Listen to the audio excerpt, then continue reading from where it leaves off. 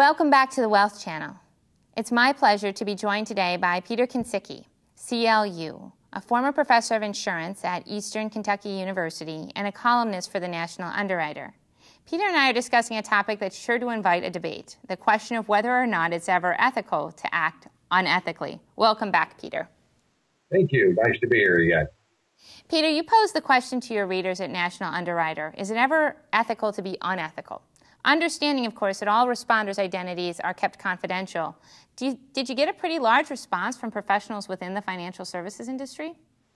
We got a good number of responses. In some cases, it's hard for me to tell, though, because we really don't want them to, we want them to tell us just what their position is. And if someone is a salesperson, it would be hard to differentiate which side of the business they were on. What I think was interesting about that, and I was really struck by your article, was that people seem to have a lot to say about this topic and certainly gave it a lot of thought. And I find that to be true in my own experience, is that when you ask people to talk about ethics and morality and dilemmas, especially in this business, they tend to have a lot to share. Was there anything in particular that people shared in their responses that you were surprised by as you looked through the results? Well, I guess the basic thing that I was surprised by was the dichotomy in the two answers at first that struck me as being totally different. Some people saying absolutely, yes, it's okay to be unethical in certain situations, and others saying it is never ethical to be unethical. But on reflection and looking at all of the responses together, it did make sense. For example, those that say it's never ethical to be unethical are following a rule-based system, where a rule says you must always follow the law. If you break the law, no matter what your intentions, you're not being ethical. But I think they would also, and many of them did say, despite that, it's still okay under certain circumstances to lie.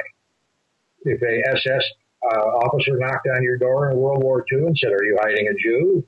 it's not ethical to say no, but it was certainly the right and moral thing to do. Mm-hmm.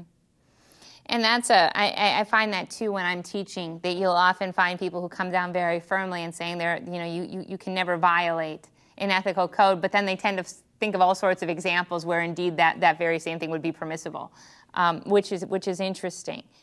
In the real world, it would be nice if morals and laws and ethics always lined up. It's unfortunate that they don't.